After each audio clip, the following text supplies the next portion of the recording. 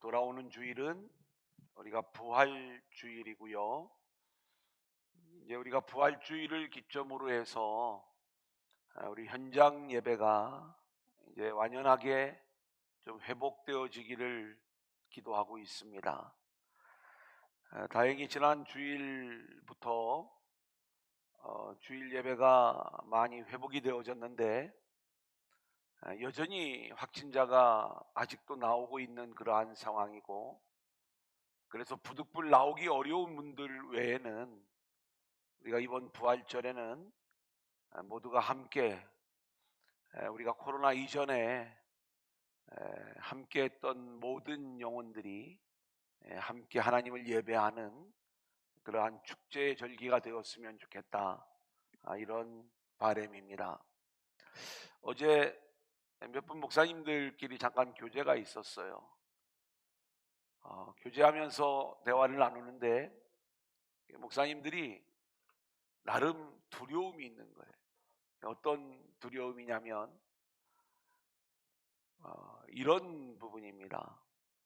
이제 코로나 때에는 이렇게 한 자리에 한 명, 두 명씩만 이렇게 앉으라고 이렇게 이야기를 해서 자리가 뭐 어차피 다 못 앉으니까 그런 그 인원이 적게 나오는 거에 대한 부담을 느끼지를 않았는데, 지금은 좌석수의 70%를 예배할 수 있고 이제 곧 이 모든 제한을 풀 예정일 것입니다.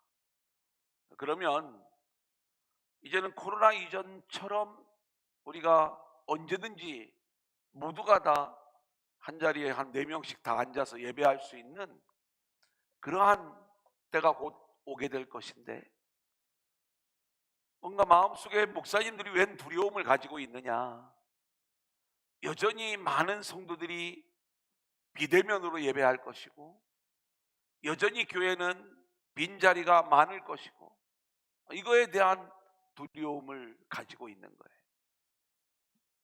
그래 이제 얼마든지 그럴 수 있겠다. 저는 우리 두란노 교회를 제가 돌아보게 되었어요. 두란노 교회를 시작하고 나서 제가 좀 건강에 어려움이 있어서 안식년, 안식월을 했습니다. 그리고 2017년 9월에 제가 복귀를 해가지고 이제 그때부터 사역을 감당할 때 하나님께서 많은 은혜를 주셨어요.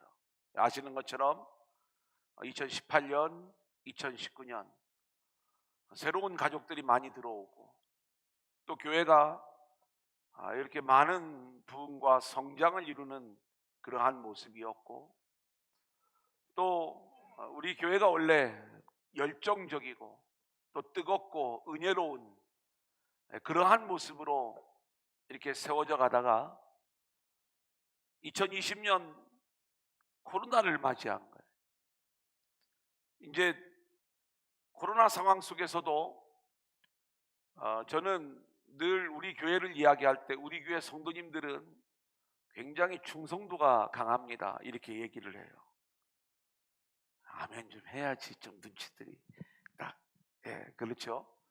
그래 이제 실제로 우리가 지난 금요일에도 생각보다 정말 많이 모였어요. 수요 예배는 우리가 오전 오후로 갈리니까 뭐 좀 그럴 수가 있습니다만은, 그리고 주일에도 예상했던 것보다 또 많은 분들이 이렇게 오셔서 회복이 되어지셔서 이게 얼마나 감사한지. 하지만 중요한 건 우리의 열정들이 다시 한번 불일듯 일어나야 되고, 그러한 모습 속에서 우리가 다 함께 회복되어지는 역사가 있어야 이제 우리 교회 안에 우리도 깜짝 놀라는, 그래서 정말 코로나 이전으로 돌아갔구나 하는 그러한 생각이 들 정도의 그러한 회복의 역사가 우리 안에 있게 될 줄로 믿습니다. 아멘. 그래 이번 이제 우리가 고난 주간 행사도 금요일 날 제가 갖겠다고 말씀을 드렸죠. 우리가 성만찬 예배 그리고 금요 성령 축제 계속 이어서 진행을 하고요.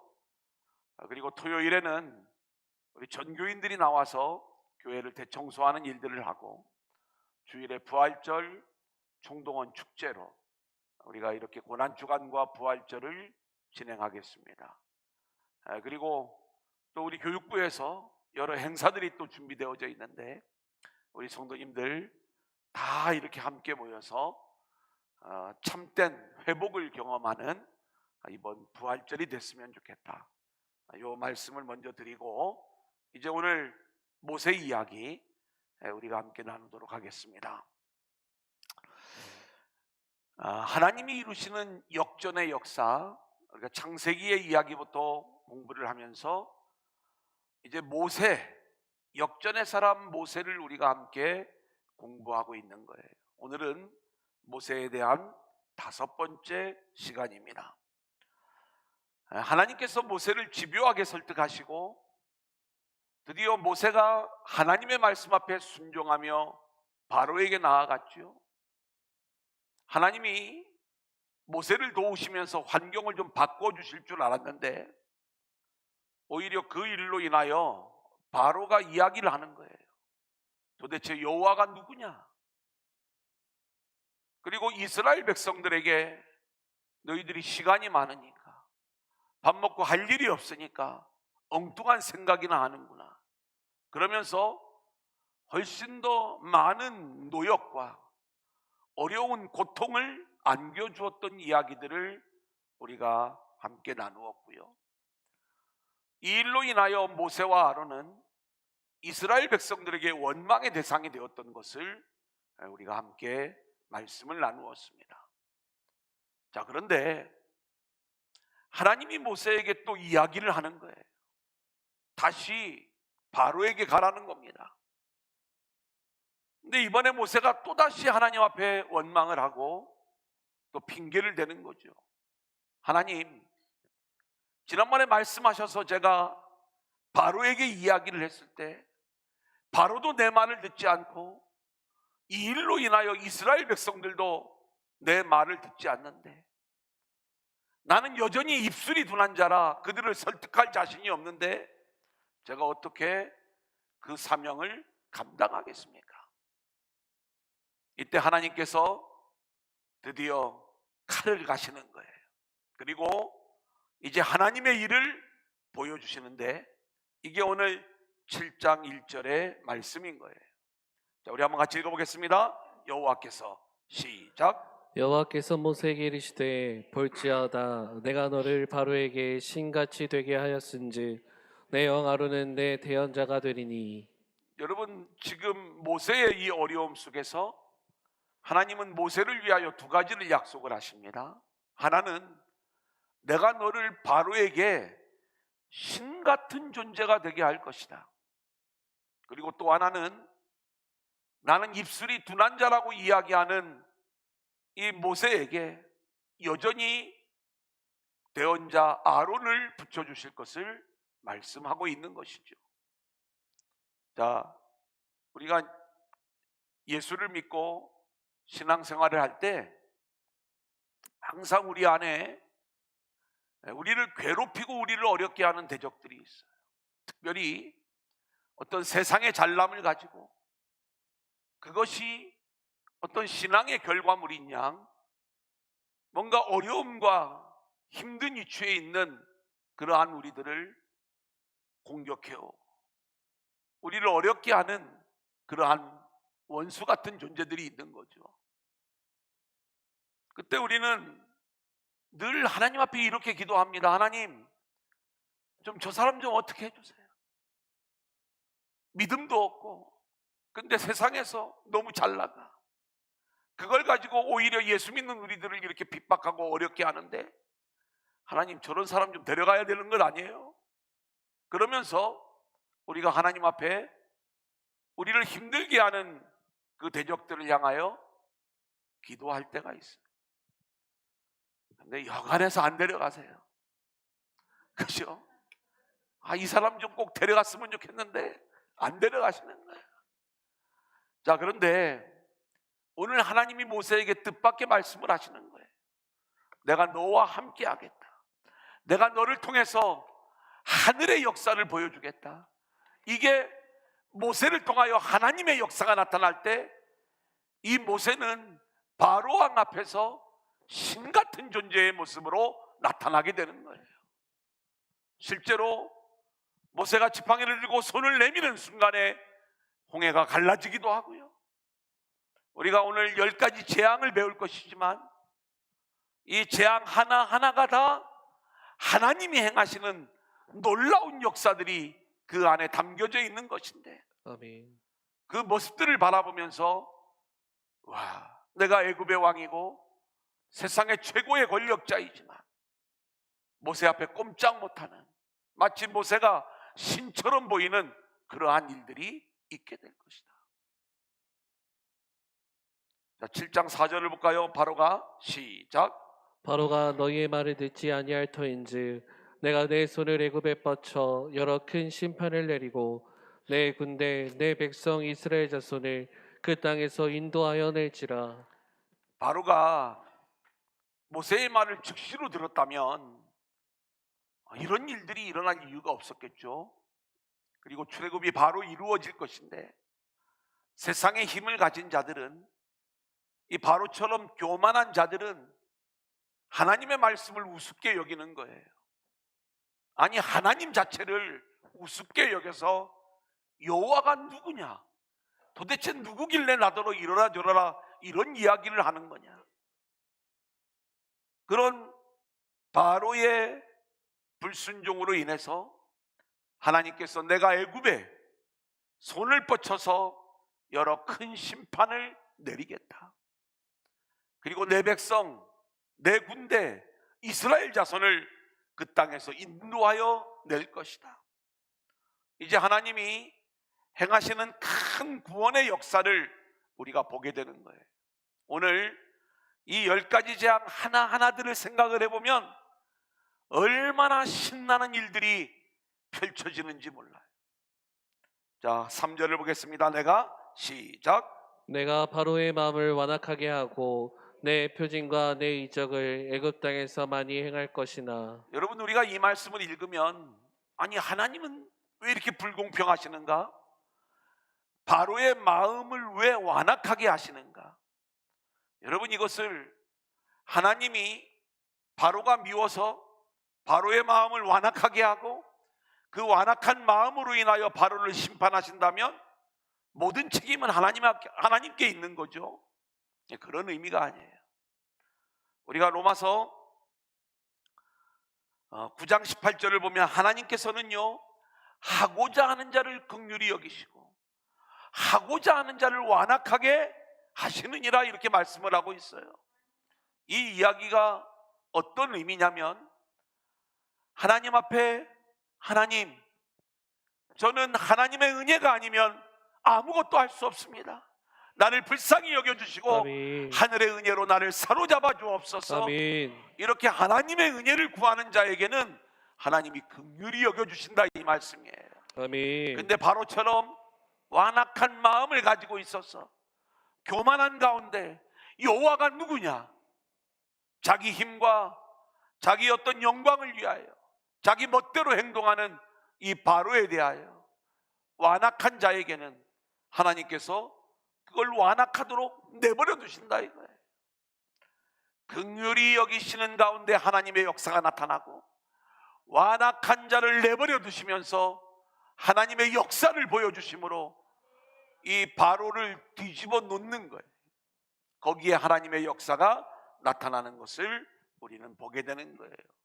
그래서 오늘 이 10가지 재앙은 바로의 완악함으로 인하여 나타나는데, 우리는 오늘 이 말씀을 들으면서 바로의 완악함 속에서 우리의 완악함을 보아야 되고, 아멘. 우리가 얼마나 어리석은지, 바로가 결국 장자가 죽었을 때에야 비로소 하나님 앞에 항복하는 것처럼 우리도 여간해서 하나님 앞에 무릎 꿇지 않다가 결국 죽게 되었을 때에야 우리의 연약함을 깨닫고 돌아오는 그러한 일들을 우리가 많이 보게 되는데, 오늘 이 10가지 재앙 속에 담겨져 있는 하나님의 일하심을 우리가 바라보면서 우리가 얼른 하나님께로 돌아와 하나님의 은혜를 붙잡는 저와 여러분들이 될 수 있기를 소원합니다. 아멘. 자, 그럼 첫 번째 재앙 같이 볼까요? 7장 20절 21절이에요. 시작. 모세와 아론이 여호와께서 명령하신 대로 행하여 바로와 그의 신하의 목전에서 지팡이를 들어 나일강을 치니 그 물이 다 피로 변하고 나일강의 고기가 죽고 그 물에서는 악취가 나니 애굽 사람들이 나일강 물을 마시지 못하며 애굽 온 땅에는 피가 있으나. 여러분, 우리가 이제 10가지 재앙을 앞글자만 따서 외우잖아요. 피계, 입학, 도구, 매흑장, 이렇게 좀 외워요. 좀 외워보세요. 왜냐하면 한 번 외워두면 평생을 써먹는 거예요. 제가 요한계시록 강의할 때 소아시아 7교회 얘기하면서 에서버 두사빌라, 이거 외우지 않으면 맨날 한 5개 6개는 생각나는데 하나가 생각이 안 나는 거예요. 꼭 좀 이렇게 외우면서 성령의 9가지 열매, 또 9가지 성령의 은사, 이런 여러 가지들을 외울 적에 한 번 좀 이렇게 외워두면 일생을 써먹어요. 그리고 좀 있어 보여, 뭔가 이렇게 그걸 다 알고 있으면. 근데 그걸 우리가 안 외우고 있으면요, 다 틀려요. 목사님들 틀려요. 하다 보면 그럴 수밖에 없죠. 자, 10가지 재앙의 이야기. 그런데 우리는 피재앙, 애굽물이, 나일강물이 피로 변했네, 개구리 재앙, 어우 징그러, 뭐 이런 생각, 또 이가 막 붙어, 참 고통스러웠겠다. 파리, 이따가도 제가 좀 간증하겠지만 막 파리도 많으면 얼마나 징그러운지 몰라. 악질, 독종, 우박, 메뚜기, 흑암, 장자의 죽음. 우리는 표면적인 것들만 생각을 하면서 어떤 자연적인 이 징그러움, 또 고통, 이런 부분들을 생각을 하는데, 여러분, 이 모든 이 10가지 재앙 안에는 하나님이 하시는 영적인 일들이 그 안에 다 담겨져 있는 거예요. 아멘. 우리가 이걸 놓치면 안 돼요. 그래서 왜 나일강 물을 피로 변하게 만들까? 이 첫 번째 재앙이에요. 여러분, 이 나일강 물은 애굽 사람들에게는 생명수예요. 젖줄이에요. 실제로 이 나일강 물이 범람함으로 농사도 잘 되는 거예요. 그런데 이 물이 피로 변하는 순간에 애굽 땅은 심판받을 땅이요, 피의 땅이라는 것을 하나님이 첫 번째 재앙을 통해서 보여주는 거죠. 그럼 얼른 깨달아야 되는 거예요. 하나님의 말씀 앞에 불순종하였을 때 이 생명수와도 같은 나일강 물이 피로 변함으로 이 애굽은 심판받을 피의 땅이라는 것을 보여주었을 때 얼른 깨닫고 하나님의 말씀 앞에 순종하여 이스라엘 백성들이 출애굽할 수 있도록 열어주었어야 되는데, 바로는 고집을 피우는 거예요. 결국 마지막 10번째 재앙에서 그 땅의 모든 장자들이 피를 흘리며 죽을 수밖에 없는 진짜 피의 땅이 되었던 것을 우리는 보게 되는 거예요. 두 번째 재앙 8장 3절입니다. 개구리가, 시작. 개구리가 나일강에서 무수히 생기고 올라와서 내 궁과 내 침실과 내 침상 위와 내 신하의 집과 내 백성과 내 화덕과 내 떡 반죽 그릇에 들어갈 것이며. 여러분, 개구리 많은 거 이렇게 보신 적 있으세요? 좀 이게 시골 출신들이 별로 없구나. 저도 시골 출신은 아니지만 이제 우리 김유동 장로님 그 시골 그 집에 갔을 적에 이제 좀 몇 가지 일이 있어서 좀 갔었어요. 예배 인도하고 이거 하느라고. 저녁 시간이었는데 우와, 그 앞에 노네요. 개구리들이 개굴 그러는데 이게요 진짜 장난이 아니에요. 소리가 얼마나 큰지요. 대화가 안 되는 거야. 이거 알죠? 그러니까 이거 모르는 분은 좀 이 공주만 나가도 다 돼. 이게 또 좀 그런 거 경험 좀 하고 살아도 괜찮아요. 그게 이제 그런 거예요. 개구리가 여기 말씀해 보면은 침실과 침상 위에도 올라오고 뭐 음식상에도 개구리가 막 올라오고, 이야, 이거 징그러워서 어떡하냐. 그런데 개구리 좋아하는 사람들 할렐루야 하고 잡아먹었네, 뭐 이런 어떤 생각들을 이렇게 갖기가 쉽잖아요. 근데 이것은 우리가 성경을 표면적으로만 읽는 거예요. 개구리 재앙의 본질이 뭐냐. 우리가 계시록을 보면 재앙 이야기를 우리 가운데 들려주면서 일곱인, 일곱 나팔, 일곱 대접 재앙 이야기를 우리에게 들려줘요, 계시록에. 그런데 이 계시록에 있는 재앙 이야기를 미리 보여준 게 10가지 재앙이에요, 출애굽기에. 그리고 여기에도 개구리 얘기가 나와. 이따가 메뚜기 재앙, 여기도 메뚜기 얘기가 나와. 그러니까 같은 거예요. 근데 계시록에는 이 개구리가 어떤 성질을 가지고 있는지 이 부분을 우리 가운데 알려주는 거예요. 한번 볼까요?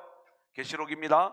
16장 13절. 또 시작. 또 내가 보매 개구리 같은 새 더러운 영이 용의 입과 짐승의 입과 거짓 선지자의 입에서 나오니. 여러분, 이 개구리가 어디서 나오는가 봤더니 용의 입에서, 짐승의 입에서, 거짓 선지자의 입에서 나오는 거예요. 개골개골 하면서.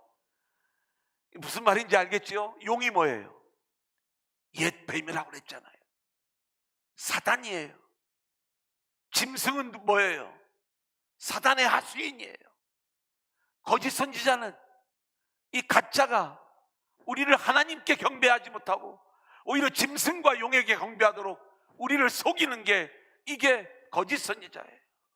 용도 짐승도 거짓 선지자도 전부 다 뭐예요? 우리를 무너뜨리는 개구리 같은 더러운 영인 거예요. 그러니까 무수히 많은 개구리들이 올라왔다는 이야기는 그 당시에는 자연적인 그러한 재앙일지 모르지만, 우리는 이 재앙 이야기를 들으면서 사단이 이 개구리 같은 악한 영들을 우리 가운데 쏟아부으면서 그것들이 계속 개굴개굴 하는데, 이들의 개굴 소리는 뭐냐? 우리로 하여금 오직 하나님만 섬기고 하나님만 경배할 게 아니라 세상 영광, 그리고 세상의 풍요, 세상의 힘을 가진 자들이 되라. 이게 사단이, 악한 영이 우리를 속이는 거예요. 더러운 영, 악한 영. 이 개구리는 이 내용을 보여주는 거예요. 그러니까 우리가 10가지 재앙 이야기를 들을 때 그걸 알아요. 여기에 애굽 사람들은 다 속아 넘어가는.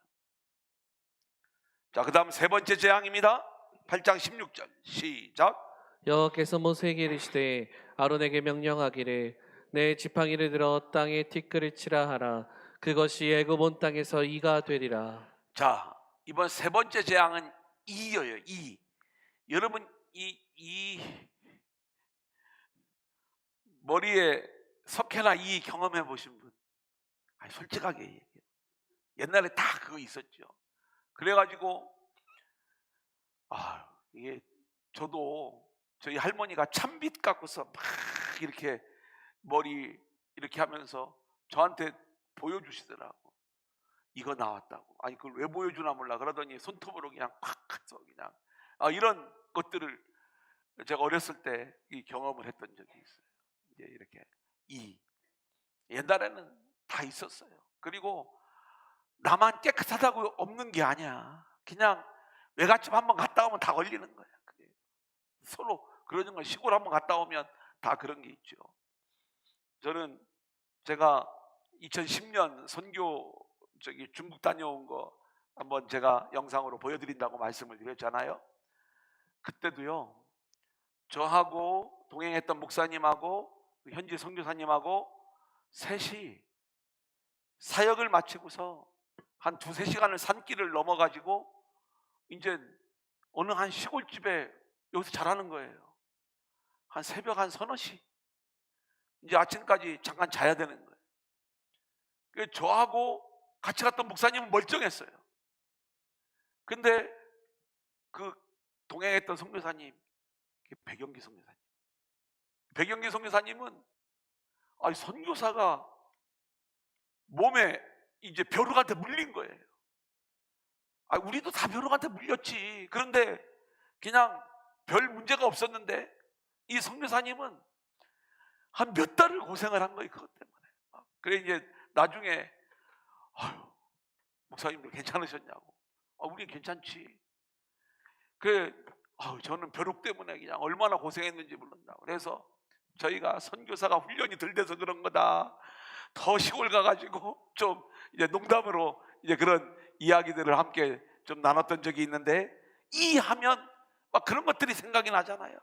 그런데 이 이는요, 이렇게 몸에 우리 몸에 달라붙어 가지고 막 간지럽게 하고 이런 어떤 그 겉으로 보이는 표면적인 것을 생각하지 말고, 애굽의 요술사들이 이걸 없애려고 해도 안 없어지는 거예요. 뭐라고 이들이 고백을 하면, 이는 하나님의 손가락입니다, 하나님의 권능입니다, 이렇게 얘기를 하는 거예요. 여러분, 하나님의 손가락이요, 하나님의 권능을 드러내는 순간 이것이 원수와 대적들에게는 심판의 손가락이 되는데, 놀랍게도 이 하나님의 손가락이 하나님의 백성들을 향하여 작동되어지잖아요. 그러면 우리의 생명을 살리는 은혜의 손가락이 되더라니까요.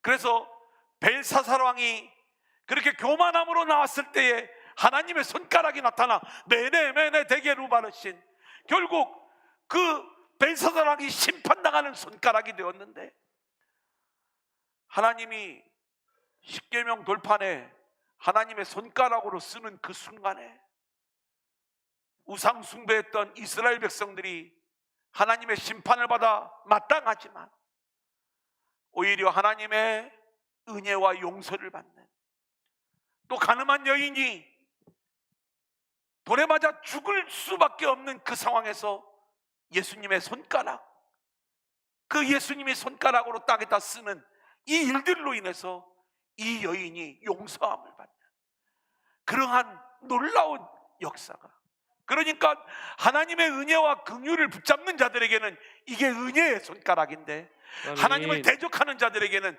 하나님의 권능을 보여주는 심판의 손가락이 되는 것이다. 그러니까 이는 이런 것들이에요.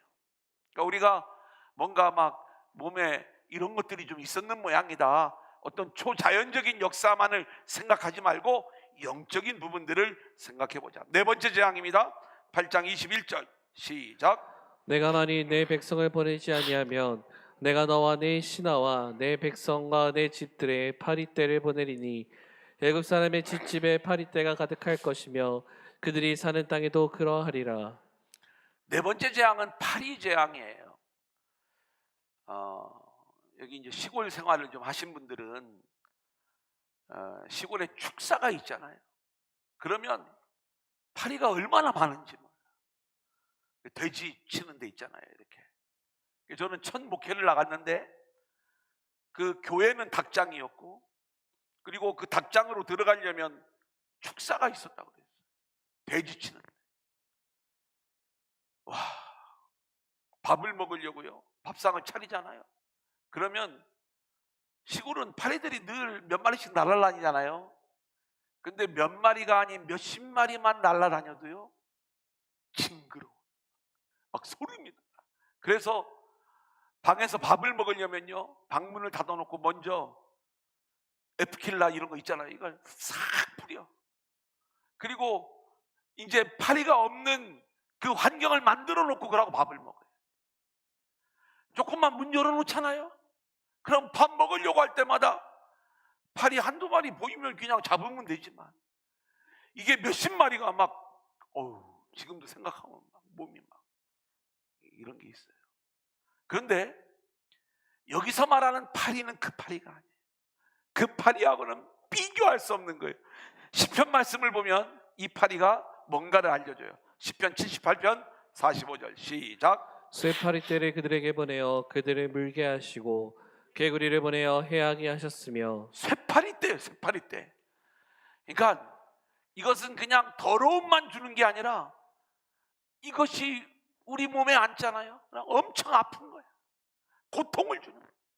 악한 이게 우리가 이걸 생각을 해야 돼요. 지금 여기서 나오는 이런 여러 가지 해로운 곤충들의 이야기는 그것이 가로 열고 악한 영 가로 닫고 이런 것들이 담겨져 있다. 그래서 수많은 악한 영들이 괴롭히는 그러한 이제 쇠파리 때의 모습이다. 자, 그 다음 9장 3절입니다. 시작. 여호와의 손에 들어있는 내 가축 곧 말과 나귀와 낙타와 소와 양에게 더하리니 심한 돌림병이 있을 것이며. 자, 이거 돌림병, 이거 악질을 이야기합니다. 데베르라는 악질. 우리나라도 이런 게 많이 있죠. 광우병, 뭐 구제역, 조류독감, 돼지열병 이런 거죠. 우리가 이제 나라가 발전하고 있다는 게 뭐냐면 한 5년 전만 해도요, 조류독감 이런 것들이 우리나라에 엄청 뉴스가 됐어요. 그 조류독감이 한번 퍼지면은 하여튼 오리탕집은 망하는 거야. 한 몇 달 동안. 또 닭도 안 먹어요, 사람들. 그죠? 이 조류독감에 이런 거 보면 돼지열병이 한번 문제가 되면 또 삼겹살 안 먹는 거예요. 근데 지금은 이제 옛날에는 한번 터지는 걸 못 막았는데 그래도 나라가 많이 발전하고 있다는 게 이렇게 보면은 굉장히 이제는 시스템이 잘 작동이 되어지는 거예요. 그래서 최근에 뭐 조류독감 때문에 문제된 거 별로 없잖아요. 그죠? 들어본 적 있으세요? 돼지열병 금방 잡잖아요. 이건 이제 뭔가 시스템이 그래도 잘 작동이 되어지는 부분들이 있는 거죠. 그런데 우리가 알아야 될 것이 있어요. 아무리 시스템이 작동이 잘 돼도 코로나는 답이 없는 거예요. 그죠? 나름 우리나라가 잘 그 시스템이 작동된 나라 중에 하나예요. 뭐 인원이 되게 많다고 하지만 실제로 이 치명률이나 이런 여러 가지들을 생각을 해보면 좀 답답할 정도로 저희들이 볼 때 그냥 확 풀어줬으면 좋겠는데 그렇게 나름 시스템을 잘 가동을 했지만 답이 없는 거예요. 뭐 중국은 제로 코로나 정책을 펼친다고 해가지고 막 모든 것들을 꽝꽝 들어막고 있는데 그 아무리 인간의 제도와 시스템을 가지고요 막을 수 있는 건 한계가 있는 거예요. 하나님이 하시는 일. 자, 그래서 이 악질은 가축에게만 들어있는 가축들에게 돌려지는 그러한 전염병이 악질이라면 여섯 번째 독종은요 사람에게도 나타나는 게 이게 독종인 거예요. 9장 10절로 11절 같이 볼까요? 시작. 그들이 화덕의 가지고 바로 앞에 서서 모세가 하늘 향하여 날리니 사람과 짐승에게 붙어 악성 종기가 생기고 요술사들도 악성 종기로 말미암아 모세 앞에 서지 못하니 악성 종기가 요술사들로부터 애굽 모든 사람에게 생겼음이라. 자, 이런 여러 가지 이제 재앙의 이야기들. 자, 그런데 이제 일곱 번째 재앙은 우박 재앙입니다. 9장 22절 같이 볼까요? 시작. 여호와께서 모세에게 이르시되 너는 하늘을 향하여 손을 들어 애굽 전국의 우박이 애굽 땅의 사람과 짐승과 밭의 모든 채소에 내리게 하라. 예. 자, 다섯 번째 재앙이었던 악질은 우리의 들에 있는 가축들, 우리의 환경을 통해서 우리를 고통을 주는 거라면 독종은 직접적으로 우리한테 찾아와 가지고 우리를 힘들게 하는 이 악한 영의 역사라고 한다면 이제 일곱 번째 재앙인 우박은요 우박이 쏟아지면 모든 농작물, 밭작물들이 다 이제 황폐한 모습이 되겠죠. 기근이 찾아오는 거예요. 그러니까 우박 재앙과 기근 재앙은 같은 말이에요. 그런데 이 기근도 우리는 경제적인 기근만 생각을 하지만 항상 영적인 기근, 말씀의 기근이 바로 이 기근 재앙 안에는 함께 있다는 것을 우리는 놓치지 말아야 되는 거예요. 아멘. 그래서 이제 쇠파리 때에 공격을 당하고 악질로 가축들이 몰살을 당하고 그리고 사람의 몸에 독종이 생기고 견딜 수 없는 그 상황에서 이제는 우박재앙까지 기근 재앙까지 겹치면서 재앙이 깊어지는 이 과정들. 자, 이쯤 되면 바로가 깨달아야 되는 것 아닙니까? 바로가 얼른 회개하고 그래, 하나님이 살아계신 것 내가 분명히 봤으니까 얼른 가라, 그렇게 당장이라도 보내고 싶을 그 마음인데 바로는요, 마음을 돌이킬 듯 하면서도 끝까지 고집을 피우는 거예요. 근데 이 교만한 마음, 완악한 마음이 오늘 우리들에게도 있다, 이 말씀인 것입니다. 코로나가 처음 시작되었을 때 우리 모두가 다 하나님 앞에 무릎 꿇고 회개하고 돌아오는 줄 알았어요. 조금 지나니까 사람들의 마음이 다시 완악해지는 거예요. 코로나가 1년을 가요, 2년을 가요, 3년째 가고 있어요. 여전히 완악한 우리들의 마음을 숨길 수가 없는 거예요. 우리가 하나님 앞에 무릎 꿇고 회개하고 돌아와 하나님의 말씀과 하나님의 은혜를 붙잡는 자들이 되어야 할 줄로 믿습니다. 아멘. 하나님이 쇠파리를 보내시고 악질을 보내시고 독종을 보내시고 우박을 보내시면서 계속해서 이 재앙이 깊어져 가는데, 오늘 우리가 살아가고 있는 이 시대, 이 수많은 재앙 가운데 우리가 살아가고 있는데 우리가 회개하지 아니하더라. 이게 바로의 이야기고 우리들의 이야기다, 이 말씀인 거예요. 하나님은 이제 메뚜기를 보내십니다. 13절로 15절 같이 볼까요? 시작. 모세가 애굽 땅 위에 그 지팡이를 들매 여호와께서 동풍을 일으켜 온 낮과 온 밤에 불게 하시니 아침이 되매 동풍이 메뚜기를 불어들인지라. 메뚜기가 애굽 온 땅에 이르러 그 사방에 내리매 그 피해가 심하니 이런 메뚜기는 전에도 없었고 후에도 없을 것이라. 메뚜기가 온 땅을 덮어 땅이 어둡게 되었으며 메뚜기가 우박에 상하지 아니한 밭의 채소와 나무 열매를 다 먹었으므로 애굽 온 땅에서 나무나 밭의 채소나 푸른 것은 남지 아니하였더라. 예, 이 메뚜기가요, 지금 애굽의 8번째 재앙이 메뚜기 재앙인데 이때는 푸른 것이 남지 않도록 다 먹어치우는 것 아니에요?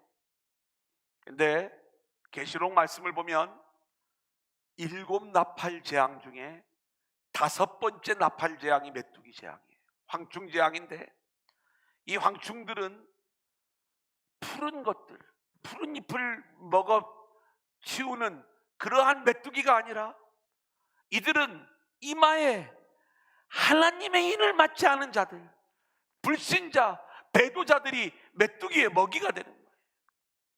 그러니까 성경이 말하는 메뚜기는 본래 이거예요. 그래서 이 메뚜기가 우리를 미혹해. 그리고 전갈의 권세를 가지고 우리를 쏘는 거예요. 우리를 어떻게 미혹하는가? 이 메뚜기는요, 잘 보세요.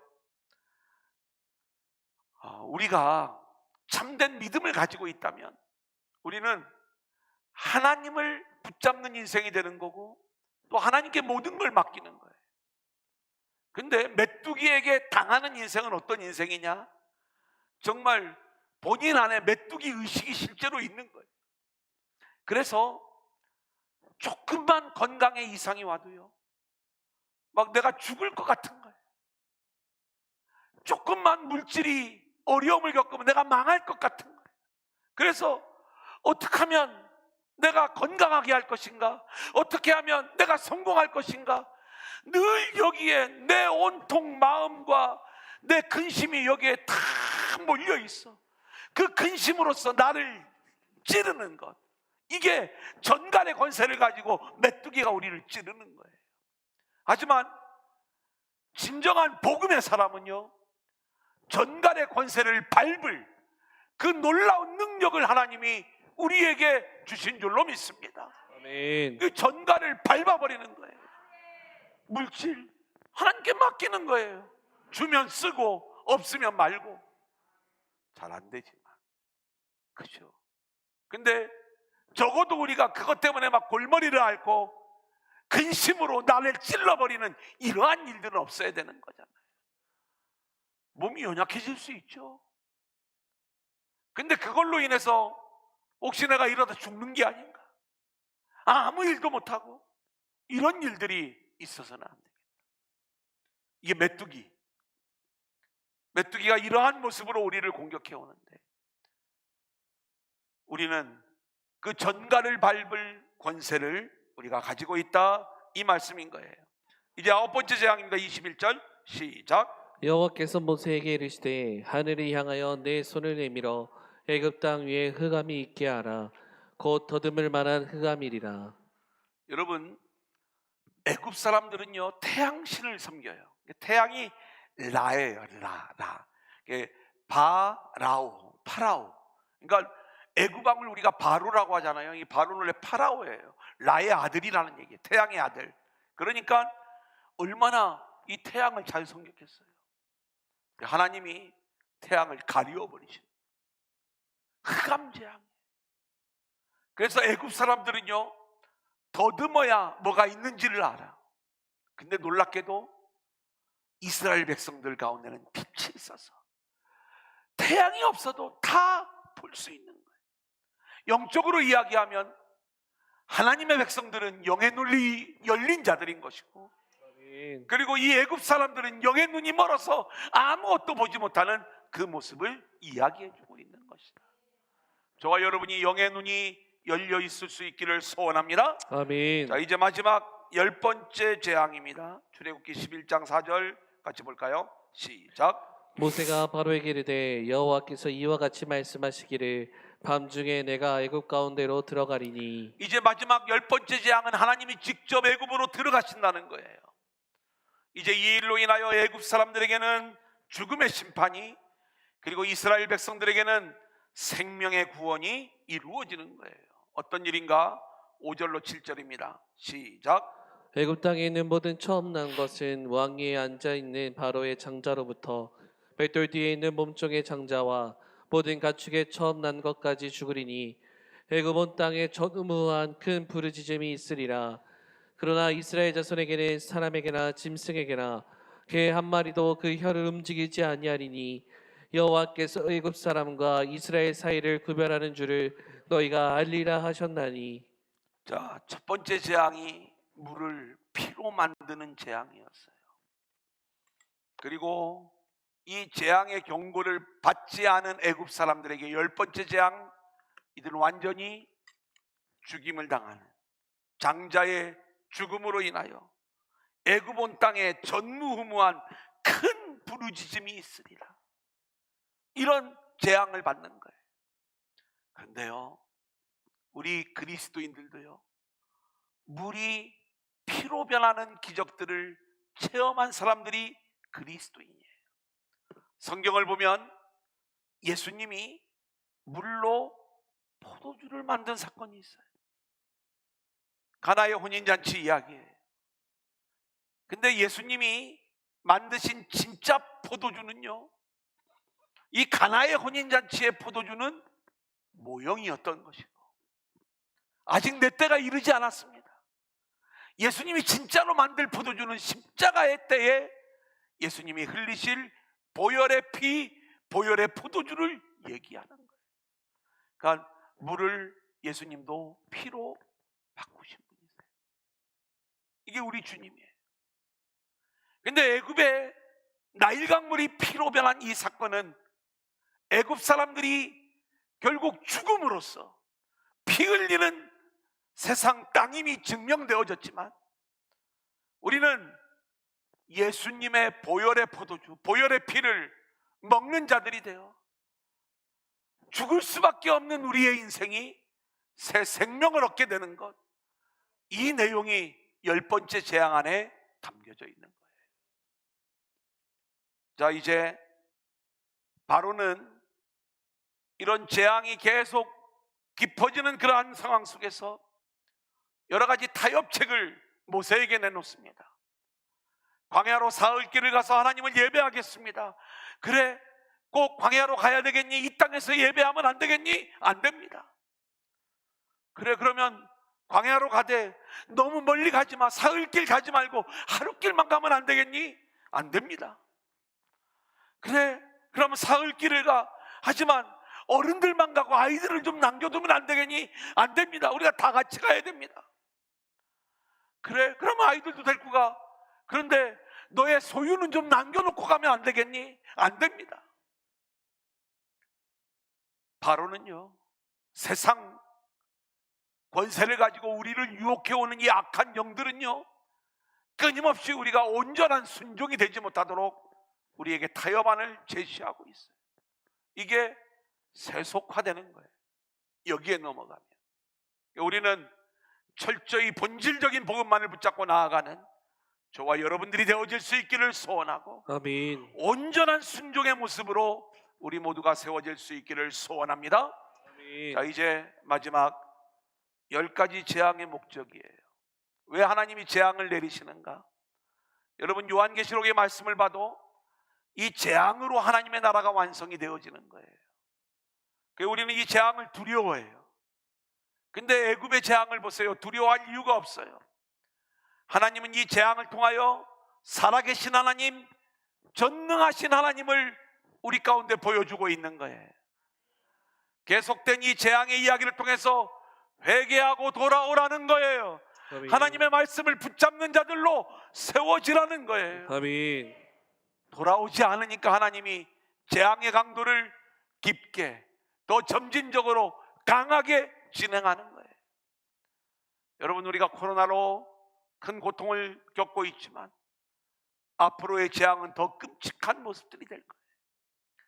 그런데 두려워하지 말 것은 이 애굽의 10가지 재앙이 결국 애굽 사람들에게는 심판의 재앙이었지만 이스라엘 백성들에게는 구원의 재앙이 되었던 것처럼, 아멘. 앞으로 우리가 끊임없는 이 재앙의 시대를 겪어 나갈 것이지만 이 일을 통하여 배도자 불신자들은 결국 하나님의 심판을 받게 되지만 우리 믿음의 사람들, 하나님의 은혜를 붙잡는 자들에게는 구원의 완성을 향한 재앙의 모습이라는 것, 이것을 우리가 기억하고 철저히 이 재앙의 시대에 두려워하지 말고 하나님만을 붙잡고 나아가는 저와 여러분들이 될 수 있기를 소원합니다.